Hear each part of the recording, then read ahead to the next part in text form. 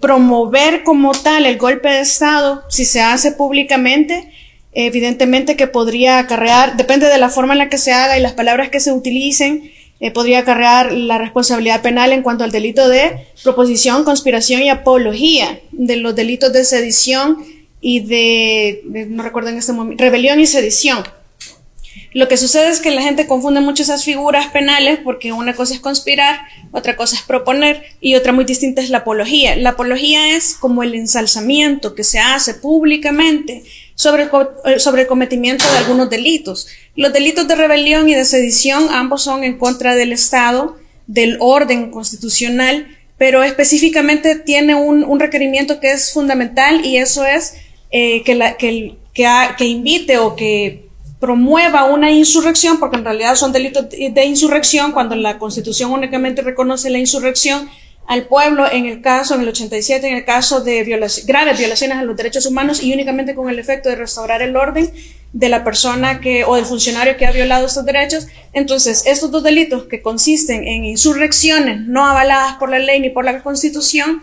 pero por medios armados, levantarse en armas. Entonces, cuando se hacen públicamente aseveraciones, yo me imagino que la pregunta viene a raíz de lo que sucedió con un funcionario del Tribunal Supremo Electoral, pues entonces lo que sucede es que podemos estar frente a la figura de apología al delito, ya sea dependiendo de la finalidad, si es derrocar al presidente podría ser una rebelión, si se trata de impedir que algún funcionario realice normalmente sus funciones, pues entonces sería una sedición, debería de encajar en alguno de esos tipos penales. Lo que sucede es que las manifestaciones o el ensalzamiento a la insurrección ilegítima debe de hacerse públicamente y con el conocimiento que se hacen públicamente, pero a mí sí me pareció que el funcionario al que hacemos alusión no sabía o no estaba consciente de que ya estaban al aire. Por supuesto que él está en un medio de televisión nacional que debería de estar siempre alerta y cuidando su comportamiento, sobre todo porque estamos hablando de un juez electoral, de un juez de democracia,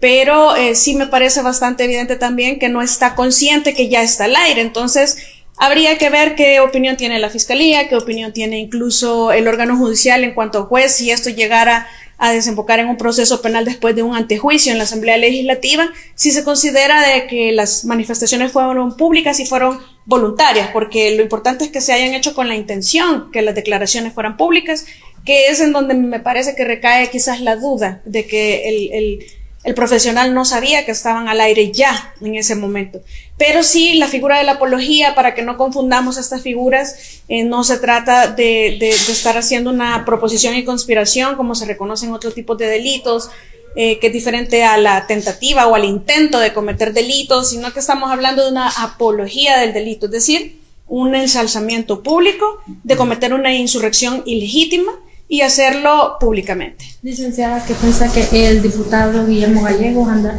considera que la pena de muerte sería como una solución a la delincuencia en el país? Yo creo que la solución no sea, es decir, si nosotros nos ponemos a asesinar con título de legitimidad estatal a los asesinos, ¿en qué nos convertimos? Sobre todo porque tenemos nosotros un sistema bastante defectuoso, bastante corrupto, y no podemos obviar el hecho de la falibilidad humana. Además, el ejemplo de otros países en donde la pena de muerte no ha resuelto el problema, eso es falso, que el problema se va a resolver. Independientemente de quién lo diga, es falso que el problema se resuelve con llevar a la silla eléctrica a un criminal condenado a muerte. De hecho, incluso en Estados Unidos la aplicación de la pena de muerte ha sido ha tenido bastantes tropiezos, que se declaró inconstitucional, que luego es que se permite, pero que entonces queda en pausa. Recientemente, no menos de 4 años, me parece que fue que retomaron las ejecuciones en Estados Unidos. No son muchas las personas ejecutadas. Cuesta a cada gobierno demasiado dinero mantener a estas personas porque se tardan años en lo que sus procesos y apelaciones se van resolviendo y al final no resuelve el problema y genera tremendo costo para el Estado. Y yo voy a sostener siempre mi posición. Si vamos nosotros a implementar la pena de muerte para los terroristas, comencemos implementándosela a los corruptos impunes, porque ellos son los padres de nuestros terroristas. Ellos son los que con sus robos de nuestros dineros han facilitado este tipo de proliferación de los terroristas, y comencemos por ello, porque son los con corbata, los que son responsables principalmente, con toda la impunidad que tenemos, de la criminalidad que ahora tenemos. Entonces, si vamos a aplicar la pena de muerte y se va a discutir seriamente, independientemente de quién la proponga, hay que valorar este aspecto, porque hay muchos corruptos que creen que con devolver el dinero al Estado se acabó la corrupción, y eso es falso. Hay muchos corruptos que también todavía deben demasiado dinero al Estado y que no se resuelve el problema con solo matarlos. Yo pienso que somos un país que debe respetar la vida, que debe reconocer sobre todo los errores en los que incurrimos como humanos, pero sobre todo nuestro nivel de corrupción a nivel judicial, que eso podría acarrear la muerte o la ejecución de una persona inocente. Me parece que es viable prorrogarlo hasta que ya no sea necesario, en el sentido de los 15 días útiles para el procesamiento penal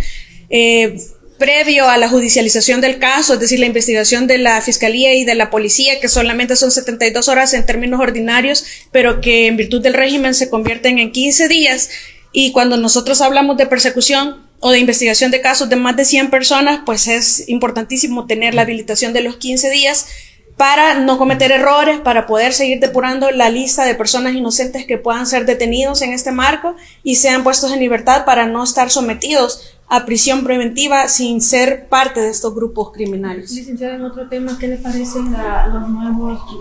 grupos políticos que están surgiendo? ¿Usted cree que tienen algún futuro? Pese a que los que lo conforman son gente de partidos que la gente ya no cree. Bueno, todavía no son partidos, algunos son movimientos. Como movimiento hemos visto de personas en la política completamente desgastadas y aún en deuda con la justicia en temas de probidad. Y en consecuencia, si no se da una buena filtración y son los mismos rostros que hemos venido viendo y que además aparentemente algunos están cometiendo transfugismo, pienso que no representan todavía opción. Sí es importantísimo que tengamos opción, que la población tenga opción y que haya pluralismo para que no se decante todo únicamente entre el partido oficial y quizás uno o dos partidos como está en la actualidad en oposición.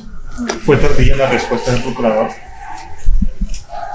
Fue tardía y además no genera la confianza quizás que debería. Es un procurador cuyo nombramiento se discute todavía en la Sala de lo Constitucional, cuya ejecución de sus funciones en el pasado no mostró independencia, objetividad e imparcialidad, y que pues por la misma historia podríamos incluso nosotros no considerar que tiene un alto peso su función actualmente, sobre todo cuando no se le ve la actividad y proactividad que debería de tener un defensor de la defensa, un funcionario de la defensa de los derechos humanos. Independientemente de quién se trate, la función del procurador es velar por la defensa de los derechos humanos. Y tiene que, si quiere legitimar su actuación, a pesar de todo lo que yo ya mencioné, tiene que hacer más. La población espera más, la población de El Salvador, la población internacional. Independientemente que estamos dependiendo a quien queramos defender, creer en quien creer, es una función constitucional. Si no la va a realizar, mejor no se postulen para los cargos,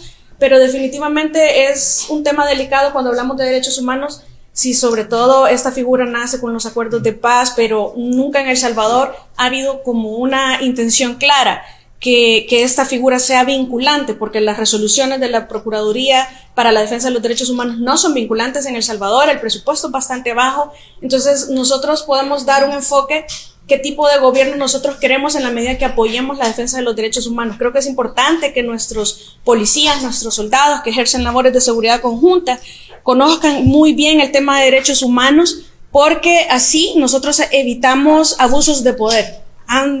Hemos tenido muchos abusos de poder en el pasado y a pesar del gran esfuerzo y del tremendo trabajo que ha hecho la policía y la fiscalía y la Fuerza Armada, siempre hay y van a seguir habiendo abusos de poder en la medida en la que no se adoctrine correctamente a estas personas en la defensa de los derechos humanos y el respeto.